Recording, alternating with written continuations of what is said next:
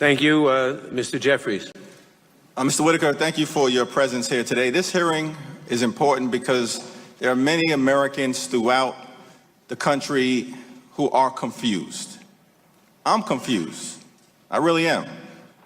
We're all trying to figure out, who are you, where did you come from, and how the heck did you become the head of the Department of Justice?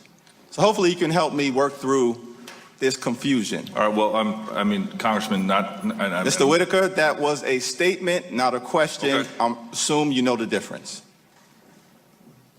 The investigation into possible Trump-Russia collusion in the 2016 election has resulted in 37 indictments. Is that correct? I believe that number is correct, but most of those folks were Russian citizens. 34 individuals have been indicted, true? While I haven't counted those as I prepared for my hearing preparation, I believe those are consistent with the numbers that as I know them. 3 corporate entities have been indicted, correct?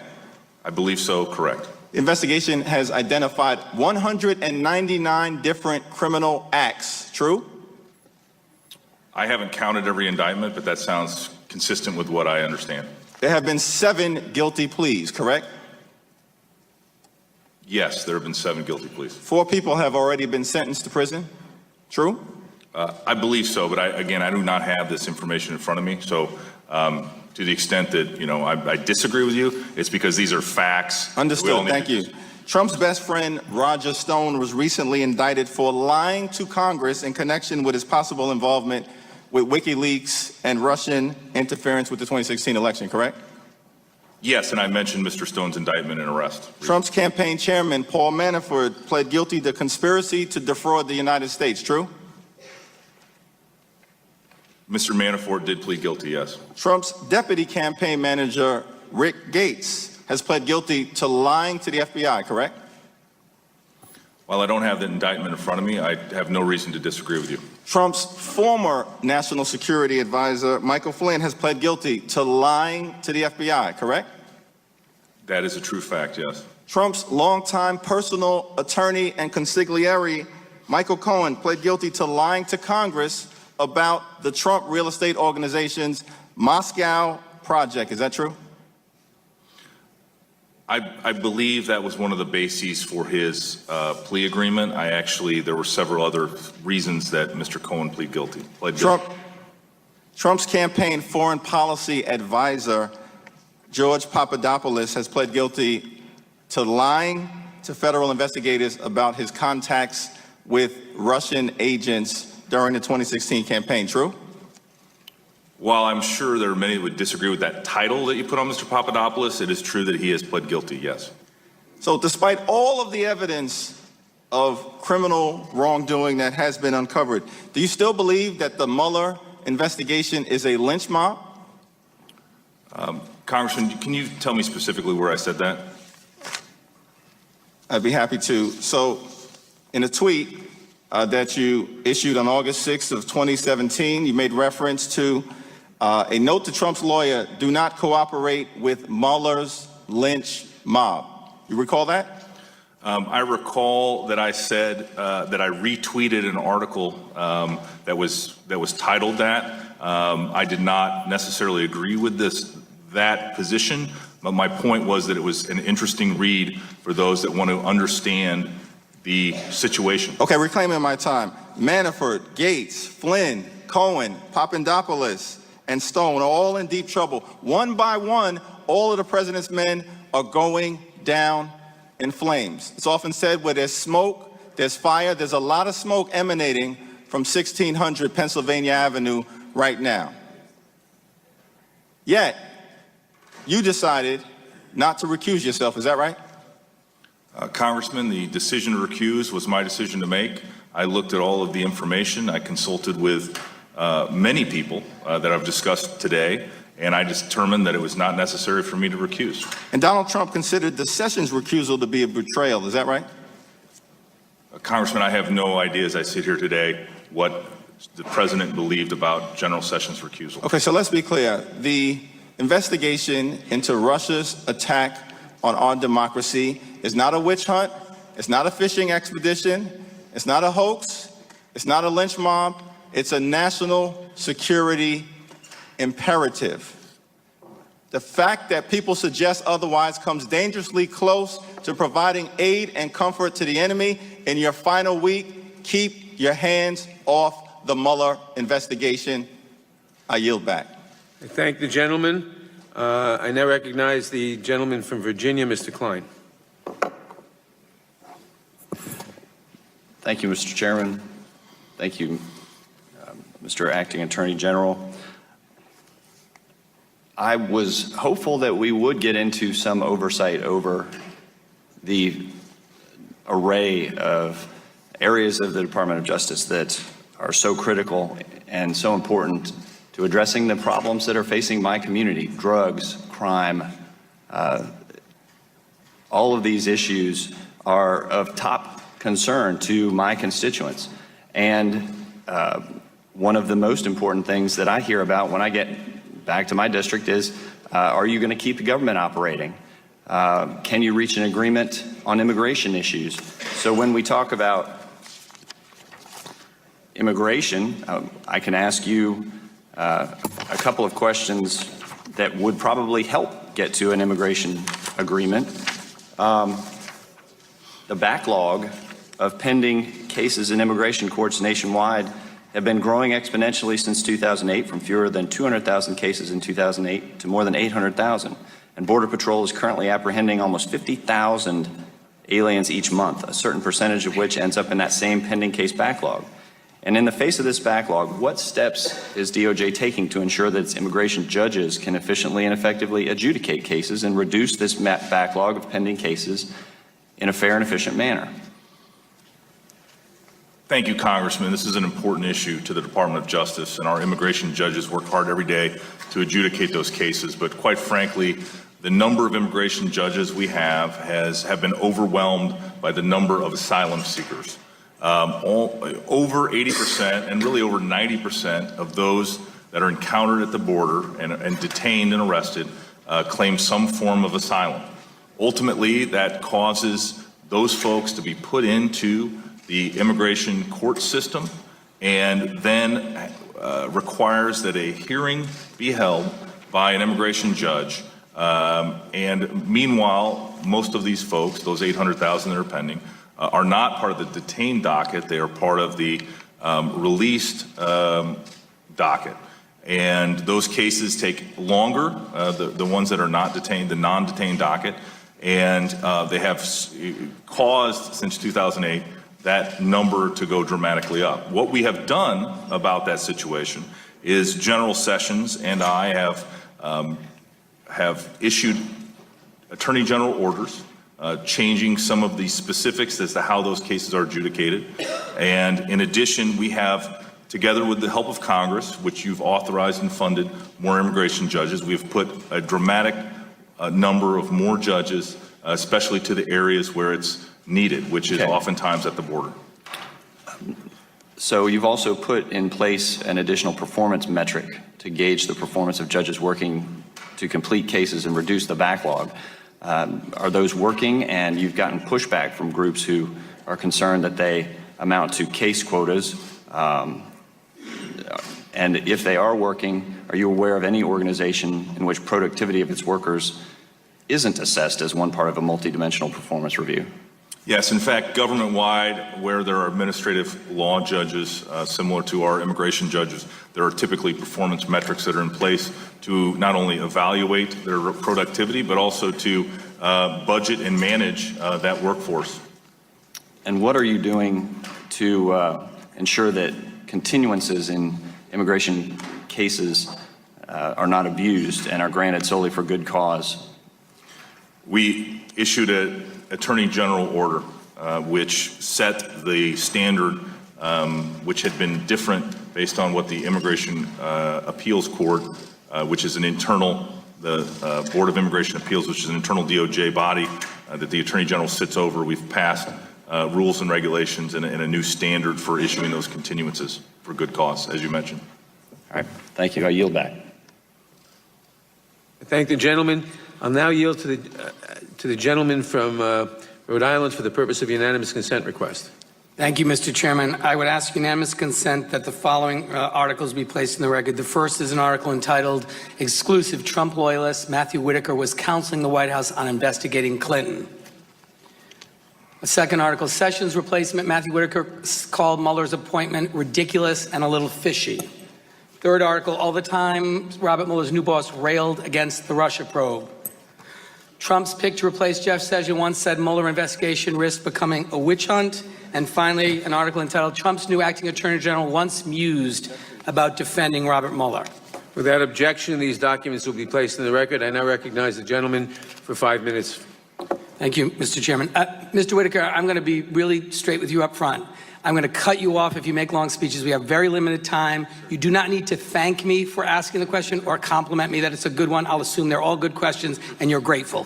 One, you were briefed by the special counsel. You've acknowledged that. Did you share that information with any members of your staff, the information you learned in that briefing from the special counsel or his team? Congressman, as I previously testified, there was one other individual in that briefing with. And who is that individual? It is the U.S. Attorney from the Eastern District of California who I've brought on. What is the name of the individual, Mr. Whitaker? His name is Greg Scott. So did you communicate any information you learned in those briefings to other members of your staff? I don't believe so, no. Do you know whether any information that you learned in those briefings were communicated to anyone at the White House?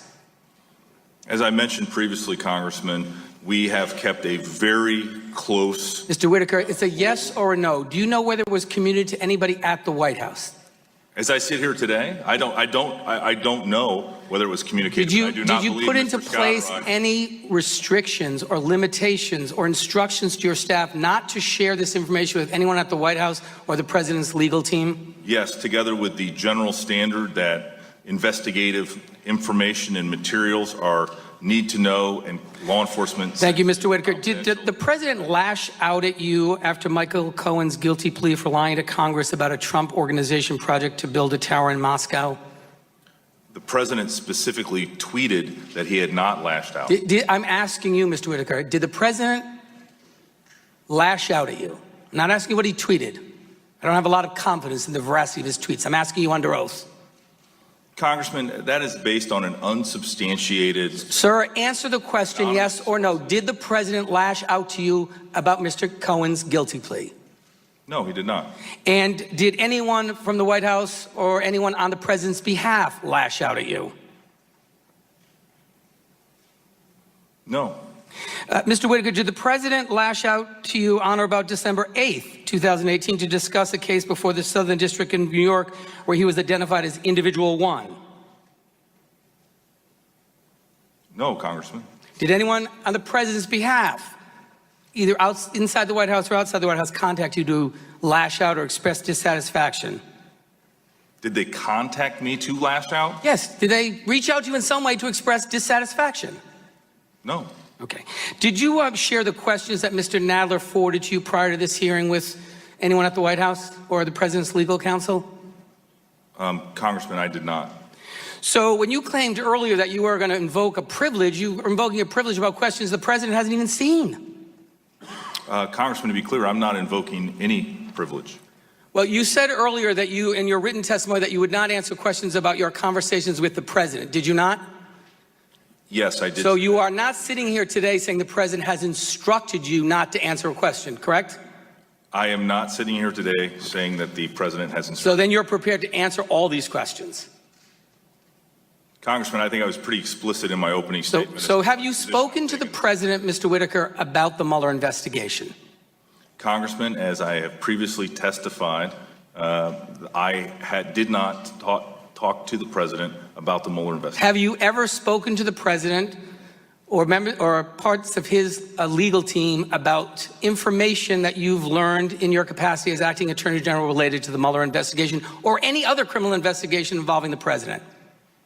Congressman, while I have specifically been saying that I'm not going to comment about my conversations with the president or his senior staff, I have also been very clear that the president has not instructed me to do anything. So that wasn't my question. My question is, have you had conversations about what you learned? That's a yes or a no. Congressman, I spend all day, every day talking. Mr. Whitaker, my question is very specific. Have you spoken to the president or his legal team about what you've learned in the Mueller investigation or the related criminal investigations that may involve the president? Yes or no? Congressman, as I specifically answered earlier to a question. Mr. Whitaker, you're clearly not going to answer the question, so I'm going to move on. You know Professor John Barrett, correct? Well, anyway, this is a law school professor who tweeted that you told him in June of 2017 that you were flying out from Iowa to New York City to be on CNN regularly because you were hoping to be noticed as a Trump defender and through that to get a Trump judicial appointment back in Iowa. You then went on to describe the Mueller appointment of the special counsel as ridiculous and a little fishy, that Mueller investigating Trump's finances would be going too far, that there is no criminal obstruction of justice charge to be had against President Trump, that there was no collusion with the Russians and the Trump campaign, that any candidate would have taken the same meeting as Donald Trump Jr. with a Russian lawyer, and finally that a replacement for Sessions could reduce Mueller's budget so low that his investigation grinds to almost a halt. You said all those things, and they're all in print. And it answers Mr. Deutsch's question. The American people wonder just how is it that Mr. Whitaker becomes the acting Attorney General of the United States in violation of existing statutes? Was he put there for a particular purpose? That wasn't a question. It's a statement. I yield back. I've observed that. The time of the gentleman has expired. Who's next? Mr. Reschenthaler. Mr. Reschenthaler is recognized. Thank you, Mr. Chairman, and thank you, Mr. Whitaker, for being here today. I just want to quickly reference the letter that was sent to you from the chair on January 9th. In this letter, in the chairman's own words, it said that this committee was here to, quote unquote, to conduct oversight of the department. In this letter is also important other topics that were supposed to be discussed here today, like immigration, gun violence, the Violence Against Women's Act, Obamacare, national security, and that's not even the complete list. I know you read the letter. I was excited to be here. I thought these were critically important issues that affect the constituents of my district and millions of Americans. And frankly, a lot of these issues are life and death. So I'm really confused as I sit here today in this hearing with my Democrat colleagues focused solely on one topic, and that's the Mueller investigation. I really hope that my friends across the aisle would have used this opportunity for more bipartisanship and less showmanship. But clearly I was wrong. With that said, I want to get to some of the important topics that we're supposed to have focused on today. One of those is sanctuary cities. In my home state of Pennsylvania, the sanctuary city of Philadelphia has released at least 3 child molesters back onto the streets. And everyone knows the tragic story of 32-year-old Kate Steinle, who was murdered by an illegal immigrant who was convicted of 7 felonies and deported 5 times. Now, those child molesters in Philadelphia, the murder of Kate Steinle, they were all released because some city wanted to score cheap political points. And that's why I'm focused on ending sanctuary cities. Mr. Whitaker, what steps is the DOJ taking to end the dangerous practice of sanctuary cities? Well, first of all, we're ending taxpayer-funded grants to sanctuary jurisdictions. The Attorney General Sessions announced new conditions for our burn JAG grants that will increase information sharing between federal, state, and local law enforcement to ensure public safety.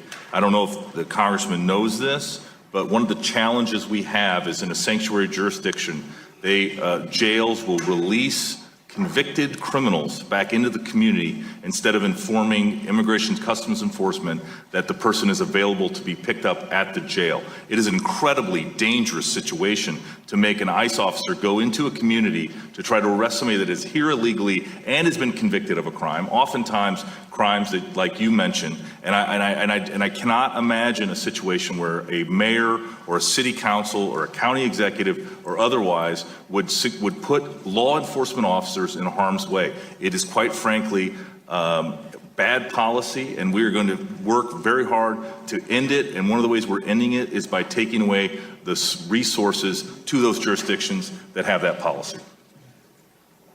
Thank you, Mr. Whitaker. Mr. Whitaker, I have one more question regarding the opioid crisis. This crisis is striking our country hard, particularly southwestern Pennsylvania. Data from 2017 shows that it is more likely now that someone's going to die of a drug overdose than a car crash. My district has been hit really hard. In particular, Fayette County saw an 88% increase in overdose deaths from 2015 to 2017. What steps has the DOJ taken to address this shift? And do you think that a lot of the problems that we're seeing in these stats comes from a porous southern border? To address your second question first, I do believe that most illegal opioids, like fentanyl, non-prescription illegal opioids, like fentanyl, heroin, and their derivatives are imported through our southern border. Some, not a majority, but some are also imported via direct mail, for example, and ordered off the dark net. I went through a list of things that the Department of Justice is doing to combat this opioid epidemic. I hope that this committee, while it's something I was prepared and wanted to talk about, and I appreciate the question, will look at other ways that we can put resources into the opioid crisis. 70,000 people, as you mentioned, have died of drug overdoses. A majority of those are from some form of opioids. And we also, quite frankly, and I mentioned my trip to China last August, we have to work together with the Chinese government to reduce the inflow of fentanyl. And we also have to, we have emergency scheduled right now, the fentanyl analogs, but we need an act of Congress, and I hope that we can get that to make that permanent, that these fentanyl derivatives and creative chemists that change the chemical makeup of fentanyl do not continue to try to evolve their drug to avoid our regulation. Thank you, Mr. Whitaker. I yield back my time.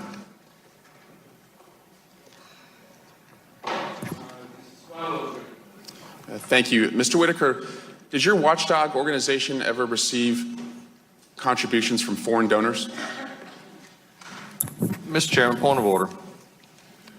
I'd ask you to stop the clock. Now, Gentleman will suspend. The gentleman will state his point of order. my point of order, and I'm going to go back to this, and would, again, undoubtedly the majority does not care. But this is outside the scope of this hearing. This was not while he was employed here, and whether he outside had donors or not during the time he was not employed, making no connection either way is not inside the scope of this hearing. And that's not the call of this committee now. And look, I'm outgunned over here. I have no votes. This is not part of the call of the hearing. That's why, well, there's plenty of things to do. And Ms. Cicilline, you Will can... the gentleman yield? Mr. Collins, if you want to sit down there with his lawyers, you can go sit down there, but you're not his lawyer. Gentleman will suspend. And neither are you, Gentlemen, Mr. Swalwell. And if you ask questions that are actually part of this instead of running for president down there, we could get this done. You can sit down there, there's room. Both gentlemen will suspend. Mr. Chairman, Gentleman has stated a point of order. The chair will rule the point of order is not well taken. The scope of people's questioning, we afford a wide latitude, and we don't even know where it's going at this point. The gentleman's point of order is not well taken. The gentleman will resume. Appeal the ruling of the chair.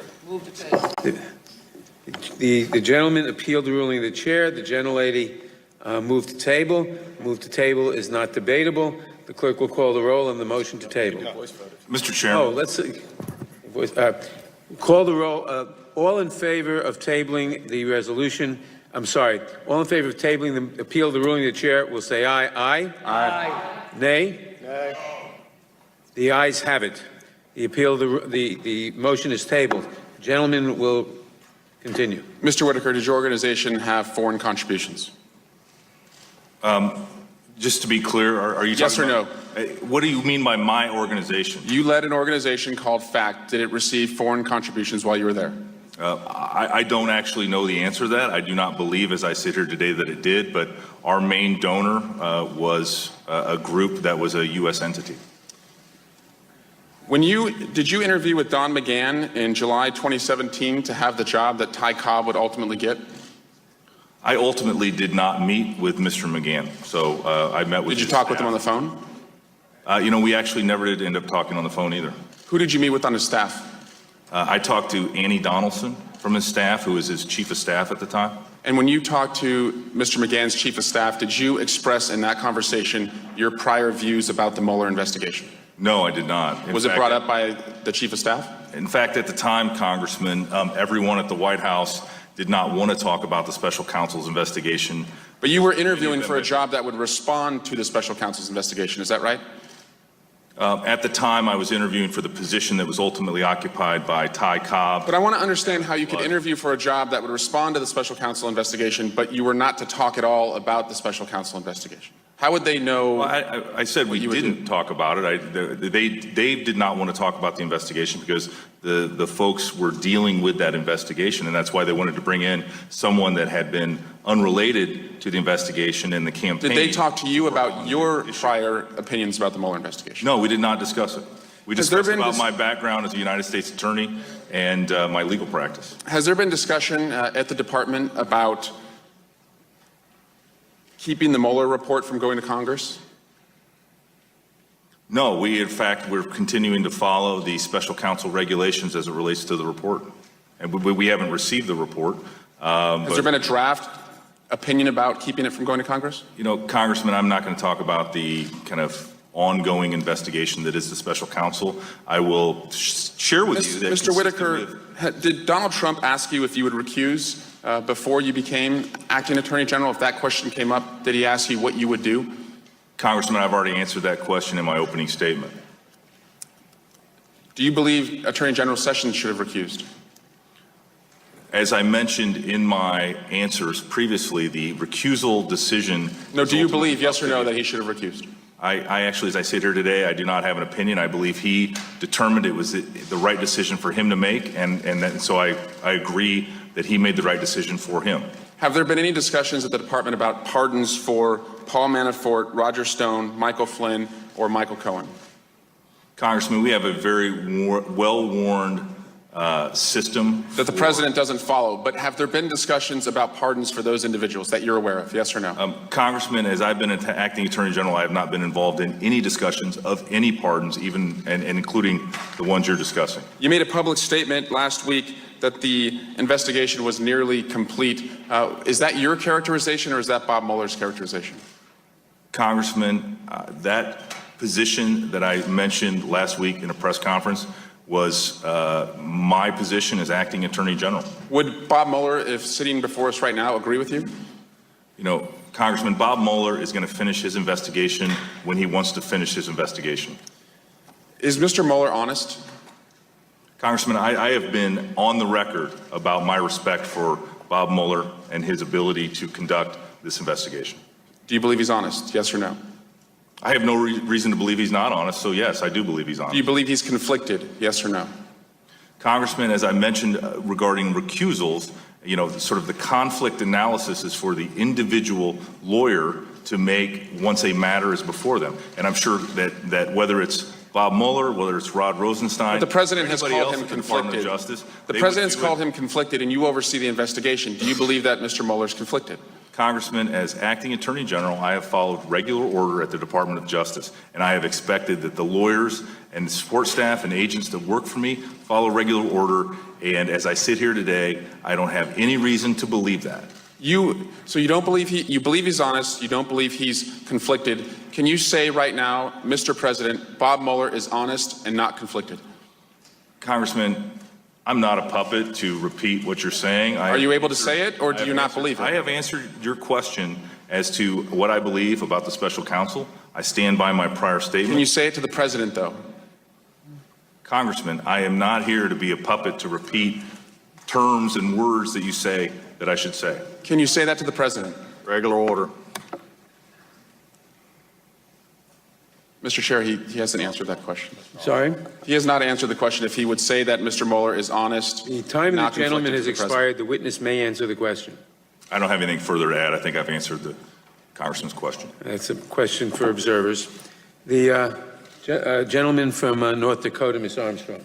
Mr. Whitaker, you've obviously been acting attorney general during some fairly interesting times, and we've heard a lot about that today. But I also want to commend the Department of Justice, the FBI, the White House, and all other law enforcement who was involved in the First Step Act. This is a tremendous shift, not just for the Department of Justice, not just for Republicans, and not just for Democrats. And it's the way government's supposed to work. It's supposed to show redemption, tough on traffickers, organized crime, and also work towards a smarter way to deliver criminal justice, particularly with addiction-related crimes. So my only hope is that because it is called the First Step Act, there will be a second step, And if you ever, unfortunately, I have some other questions for you. So anytime on your way out, if you have any advice on something Congress can do to continue this momentum, I would be very, very appreciative. Well, Congressman, I was involved on behalf of the Department of Justice in the First Step Act, and I just want to commend everyone on this committee that worked on the First Step Act to successfully get that passed and to get it through both the House and the Senate. I actually know how difficult that is. I think one of the things that we could use your help on is to make sure you fund the First Step Act and what you've requested the Department of Justice to do. We continue to implement the First Step Act consistent with the law that you passed. And in fact, just last night, we sent out guidance to our U.S. Attorney's offices out of how to implement the First Step Act. And I know that the Bureau of Prisons as well is implementing the act. And I would hope to work towards having a federal level pretrial release program to be available to every state and county courthouse across the country. Because one of the great ironies I've always found about your pretrial release program is it is incredibly effective, and then you get a 10-year minimum mandatory. So the pretrial release program at the Department of Justice and U.S. Attorney's offices across this country is phenomenal, and they deserve to be credited for that. And as a former United States attorney for 5.5 years in Des Moines, Iowa, I understand uniquely how pretrial release works. And so we'd be interested in your proposal, and we'll look at that and work with you carefully to try to implement something like that. Now, in our role as oversight, I do actually have a question about something that has come up in the past, and that, given the nature of the testimony today, very, very possibly could come up in the future. And I think often when we have names like Clinton and Comey and Rosenstein and Trump and Mueller and Russia, we forget that the law is the law. You testified earlier to Representative Jordan that we prosecute crimes, not people. And I think often across this country, we think laws apply differently to people depending on their status. And one of the areas where this came up, and it was something that concerned me before I was involved in this, is when we started talking about the difference between gross negligence and intent. And it was in a very particular statute, and we were dealing with it, and there were members of the FBI and the DOJ that said that were concerned about vagueness. But as far as I understand in the federal code, particularly the federal criminal code, gross negligence has the same definition approximately everywhere in the criminal code, right? In my experience, your statement is generally correct, yes. So if gross negligence would be vague under one particular statute of the criminal code, then we should be concerned that it's vague under every other other section of the criminal code. That is correct. And there's, for example, jury instructions that would say, inform a jury as to how to evaluate a gross negligence standard to convict someone of a crime.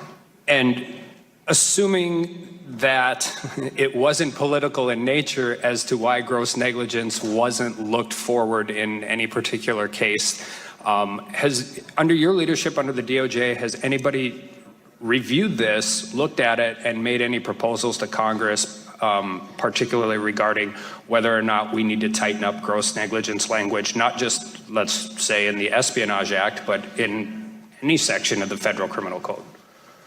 As I sit here right now, I don't know the answer to your question, but I'd be happy to get back to you on that. I'd appreciate that. And then I'm just, again, under normal course of order, I'm assuming it works the same as everywhere. Law enforcement agents, and I know a lot of FBI agents actually do have law degrees, but FBI agents investigate crimes, and then it goes up the food chain to the U.S. Attorney's office, usually, maybe. And remember, I mean, you need a predication to even open an investigation, and that's the step that I think a lot of people forget. I mean, there's many steps along the way, and when you conduct a criminal investigation, first you have to predicate the investigation.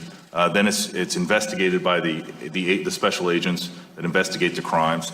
Typically, an AUSA works with them to get search warrants and the like, and then ultimately a case is developed and presented to a grand jury, and that is charged. So I mean, that's typical. And then again, there's a discovery process and a trial process. It's a very, very well worn, and to go back to something you mentioned earlier, Congressman.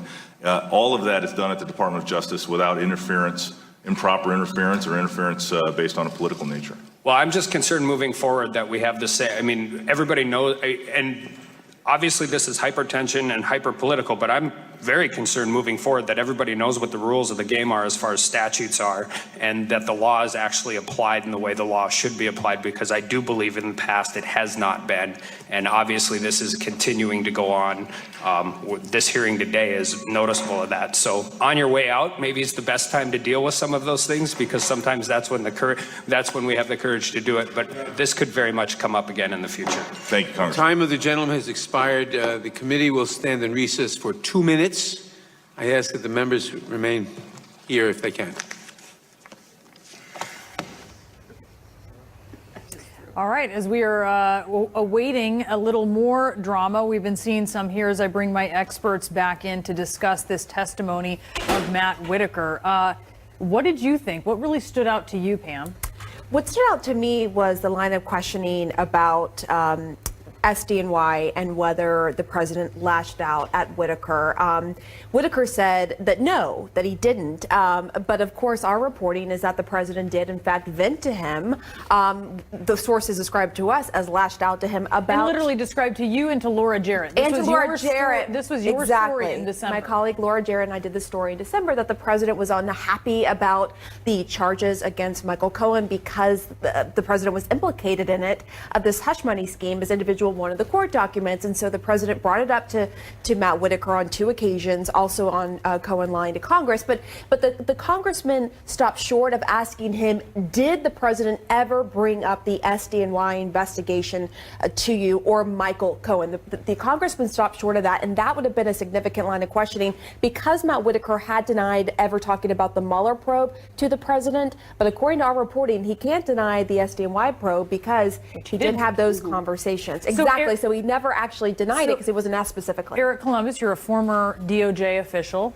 The idea that the acting attorney general might deny that just based on the characterization of lashing out, although we're assuming that the president was at least animated. We know that he was animated from Pam and Laura's reporting. What would that tell you if the acting attorney general is trying to find some wiggle room just by around that term lashing out? Well, I think he's very eager not to do anything that will sell out the president, because his future career may depend on that. Yet at the same time, he doesn't want to trample on the Mueller investigation because he may believe in it in some level, and also doesn't want to have that legacy in the way that many former Nixon aides did. So he's trying to be very careful and walk a thread and needle here, and that's his main goal, just to run out the clock by doing that. You know, he doesn't want to dump on Rosenstein on the way out the door, and there are some Republicans who can't stand Rosenstein, and he wouldn't do that either. He wouldn't take on Mueller specifically. I mean, Eric Swalwell tried to get him to take him on, and he wouldn't. And he said he agreed that he was honest and that he was not conflicted and that he had his respect. Although he wouldn't say the sentence that the congressman wanted him to say for the convenient soundbite. So he's kind of walking this line because Republicans don't like Mueller, don't like Rod Rosenstein, but he, for now, runs the Justice Department. He does. And remember the whole premise for Democrats of bringing Whitaker before their committee in the first place. When they won the majority, they said that they wanted him to come in order to ask basic questions about whether he's messing with the Mueller probe, since he was put in charge without being, confirmed, with being somebody who has publicly stated opposition to the Mueller probe. And on some really basic questions that he did answer, his answer was effectively no. So on that, we did get some answers. On a lot more, we did not. All right, I am going to hand over the reins here to Brooke Baldwin as she continues our special coverage of the Matt Whitaker testimony before Congress. Brooke? Hey, Bree, thank you so much. Hi, everyone. I'm Brooke Baldwin. It's Friday. I have lost count of how many hours we're into this Matt Whitaker. He's the acting AG. He's been testifying in front of the members of the House Judiciary Committee. You've been listening to all kinds of, discussions over what he has said, what he hasn't said, citing executive privilege during certain occasions. But let's just, in case you have not been glued to the television, as we all have for the last several hours, let's just reset for all of you here at the top of the hour and go to our senior congressional correspondent, Manu Raju, who is up on Capitol Hill, obviously watching this whole thing. And I'm curious, what are you hearing from lawmakers on this? Well, one thing that Whitaker has tried to make clear in this hearing, where there's been not much clarity, was that he did not speak to the president about the special counsel's investigation. That was what he tried to make clear early on, that was not a part of his discussions. But there are also questions about his decision not to recuse himself over the investigation, because he said that it was his own personal decision that is fine for him to continue overseeing this investigation despite the views of ethics officials. And it sounds like, Brooke, that it may be coming back to the hearing. Yeah, let's go back. You haven't taken any sort of a loyalty to Donald Trump, have you? No, I have not taken this role. Have you signed any non-disclosure agreement with the White House or Donald Trump? We signed our ethics pledge, which was the most robust ethics pledge, but I haven't signed any other documents other than the normal DOJ employment document. And there was no non-disclosure agreement with anything you signed, correct? I don't believe so, but I don't know what the standard DOJ forms are.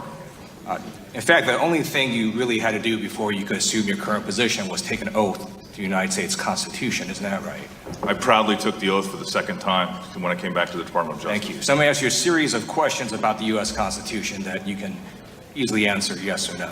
The first question is, there is no sentence in the Constitution that states that the President's National Security Advisor can't be indicted, correct? Congressman, as is consistent with the practice of the Department of Justice, we investigate crimes and we prosecute individuals that commit crimes. Just asking a simple question.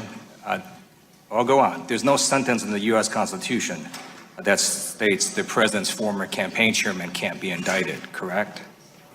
Same answer to your previous question. Does that sentence exist in the Constitution? Of course it does not, Congressman. That's you know right, that, and I know that. Right, because Paul Manafort was indicted. There is no sentence in the Constitution that says the President's children can't be indicted, correct? Congressman, you can give me the whole list. I mean, sort of. No, I'll give you three more. Okay.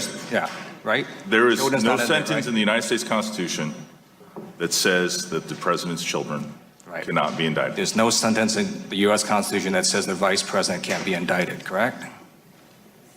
That's correct. Right. There's no sentence in the U.S. Constitution, this is my last one, there's no sentence in the U.S. Constitution that says the sitting President of the United States cannot be indicted, correct? Congressman, because that is the opinion of the Office of Yeah, I Legal don't Counsel actually of the care Department what of Justice. DOJ policy is. I'm asking about the Consistent with the Constitution. practices of the Department Mr. of Whitaker, Justice it's just a for yes or no question. years, Mr. Whitaker, I'm asking you a factual. under both administrations. After this hearing, you can spin the Constitution all you want. As you sit here today, not you just spinning the have to answer a factual yes or no question. I'm going to make it even easier for you. There's no sentence in the Constitution that says, quote, the sitting President of the United States cannot be indicted, unquote. Correct? Congressman, yes or no? As you know, I would have refer it you. right here. I have a copy myself. Right. So is that sentence in this Constitution? It's not, correct? I'm not trying to trick you. It's not a hard question. I don't. Again, it's a founding document of our federal government. Is that sentence in this Constitution? Congressman, you and I both know that the way that the OLC opinion is written. I'm asking about the lays out a Constitution, very the clear founding question as to why the President of the United States, I'm just asking about the Constitution. sitting President of the United States, can't be indicted. I'm just going to, Mr. Chair, I'm just going to submit the U.S. Constitution for the record and say, no, that sentence is not in there. Now we're going to move on. Earlier today, you had testified that you did not communicate to Donald Trump or senior White House advisors about the special counsel's investigation. So I'm going to ask you a related question. Did you communicate to Donald Trump or any senior White House advisors about investigations from the Southern District of New York concerning the Trump Organization, the Trump Inaugural Committee, and Michael Cohen, or other investigations that relate to Trump entities or potentially the president? Congressman, I mentioned that. I said other investigations in my opening statement. I really don't have anything further to add to that answer. And when you said other investigations, you mean you communicated to the president about other investigations? No, I didn't. That's not what I said in my opening statement. I'll refer you back to my opening statement. I was very clear. Did you communicate to the president and any senior White House advisors about investigations from the Southern District of New York related to Trump entities? Again, I was very explicit in my opening statement as to that, not only about my communications regarding the special counsel's office, and I said other investigations, and the Southern District of New York would be included in other investigations. Okay, thank you. So we're going to move to another subject. The president has talked about national emergency. Under the latest FBI data, it's correct, isn't it, that violent crime across the United States has gone down? Yeah, we celebrate actually that violent crime has gone down over the last 2 years. Property crime has gone down as well, isn't that right? Congressman, as I sit here right now, I believe generally all crime is down over the last 2 years. And then my last since question. Trump was elected. Sure. My last question to you is, you would agree with Donald Trump, wouldn't you, when last year he tweeted out that border crossings are at a 45-year low? We saw a precipitous decline in border crossings after the president was elected and sworn into office. Unfortunately, we haven't been able to retain those gains, and we've seen an absolute dramatic surge in family units. Thank you. Time of the gentleman has expired. Mr. Raskin. Mr. Whitaker, before you took the call from President Trump, you had a fascinating career. Owned a daycare center, a concrete supply business, trailer sales, GOP activist, U.S. attorney who unsuccessfully prosecuted Iowa's first openly gay state legislator on trumped-up Hobbs Act charges that were dismissed by the jury in about an hour, Senate candidate. There have been some scandals, too. Here's one. Trump's acting attorney general involved in firm that scammed veterans out of life savings. Veteran says, I spent the money on a dream. I lost everything. But the newspapers say you struck gold when you arrived in Washington, which the president calls the swamp. Here's one that tells the story. Conservative nonprofit with obscure roots and undisclosed funders paid Matthew Whitaker $1.2 million. According to the Washington Post, in the 3 years after he arrived in Washington, Whitaker received more than $1.2 million as the leader of a charity that reported having no other employees. That's a pretty good deal. Now, what was the name of the charity that you ran, Mr. Whitaker? Congressman, you've mentioned a lot in your... No, but I'm asking you a very specific question. What was the name of the charity? You have challenged my character. No, I'm asking you a question. I control this time, Mr. Whitaker. If you want to ask the chairman for time of your own, you can do it. This is my time. Mr. Whitaker, you don't run this committee. You don't run the Congress of the United States, and you don't run the Judiciary Committee. Gentleman will suspend. The gentleman is correct. The witness will answer the questions, and it's up to the gentleman to decide what questions. The gentleman will continue. We'll resume. What was the title of the not-for-profit that you ran? What time period, sir? What was the last title? I know it changed its name 3 different times, right? What was the final name? While I was employed as the executive director, it was called the Foundation for Accountability and Civic Trust. Did you name it? I did. Actually, you know... Those are highly noble goals, accountability and civic trust. So let's talk about some accountability and civic trust. Mr. Whitaker, I've got a question for you. No, you asked me a question. I asked you a question. I control the floor, Mr. Whitaker. You don't understand.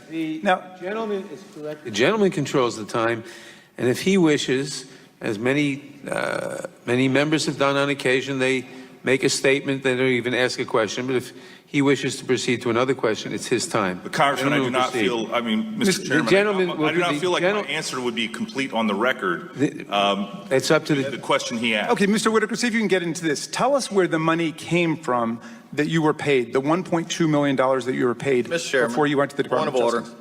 I'm asking my question. Mr. Chairman, point of order, which overrules your question. Point of order. The gentleman will explain his point. The gentleman will suspend. The gentleman will state his point of order. Look, we're going to go down this probably many more times, but again, if you wanted to do a confirmation hearing, this is not under the scope of this hearing. This is not a confirmation hearing and is not shown to be a... Mr. Chairman, this goes to the gentleman's point of order is not well taken.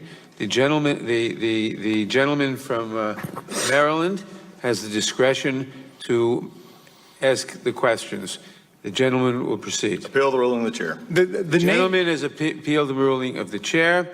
The gentlelady has moved to table.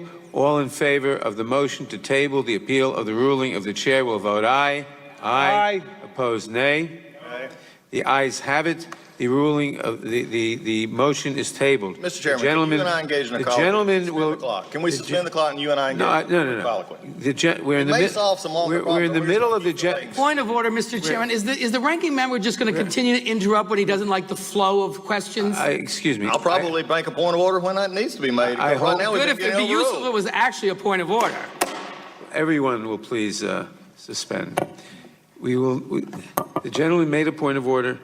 It was ruled out of order. Right now, the gentleman has the time. If the ranking member wants to make a point, I'll recognize him after the gentleman is completed. The gentleman will resume. Thank you, Mr. Chairman. It's been reported publicly that there was one donor. And as we understand it, I think you're testifying today that you were the sole employee of the group. So there was one donor and one employee. Do you know who the donor was to the group that funded your salary for $1.3 million? Yes, I do. Who was the donor?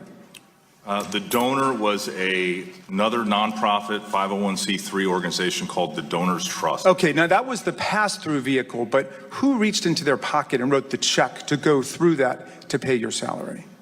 Congressman, as you know, because you've looked at this issue, the Donors Trust is much bigger than the Foundation for Accountability and Civic Trust and raises millions, if not hundreds of millions of dollars every year. I actually, as I sit here today, have no idea who the donors to Donors Trust that then funded thank you. the foundation. All right, well then I've got a theory that I want to float with you, and it goes to something very strange that's been happening at the Department of Justice recently. A casino billionaire and magnate Sheldon Adelson hates online gambling for obvious reasons. It's competition for him. He wants people in the casinos, not online. And he spent more than $1 million lobbying Congress to override a 2000 opinion by the Office of Legal Counsel at DOJ, saying that the Wire Act plainly prohibits only sports gambling online, not gambling in the states, which is why Florida, Pennsylvania, New Jersey, lots of states have built important businesses for themselves online. But Congress wouldn't change the law according to the demands of Mr. Adelson. So rather than change the law, he decided to try to get the Department of Justice to change the interpretation of the law. And he threw millions into a campaign to remake the DOJ and get the Office of Legal Counsel to perform a complete reversal and say that the Wire Act bans the kinds of lotteries that states run online, even though its language plainly prohibits only sports betting. And when Donald Trump won and Mr. Sessions became AG and you became Chief of Staff, DOJ leadership ordered a reevaluation of this legal question. And what do you know? The Office of Legal Counsel found some subtle and invisible points of law that apparently escaped the Department of Justice back in 2011, and it reversed the plain reading of the interpretation, which talks specifically about sports betting. Now, were you involved in that decision? Congressman, the General Sessions was recused at the time that decision came out. So were you recused too? I was recused, and so I was not involved in that decision. Did you ever talk to Sheldon Adelson about it? No, I've actually never met Sheldon Adelson. Okay, did you talk to any of his lobbyists about it? No, I did Did not. you talk to Charles Cooper about it? No, but I do know Charles Cooper, and I would point out one of the things, Mr. Rath. Well, look, if you can ask the chairman for time, but I can't give you my time. Forgive me, we only have 5 minutes. OLC opinion came out. The gentleman controls the time. At the conclusion of his statement, Is the chairman not wanting the witness to get full answers? at the conclusion of his 5 minutes, I will afford the witness some time, but the gentleman controls the time. Thank you, Mr. Chairman. In January and February of 2018, the chairman and vice chairman of Wild Rose Casino and Resorts, a casino in Iowa, each donated $2,600 to your Senate campaign, which was over 4 years before when you lost that campaign. How did these casino operators come to donate to your campaign several years after you lost? Did you talk to them? Time of the gentleman has expired. The witness may answer the question.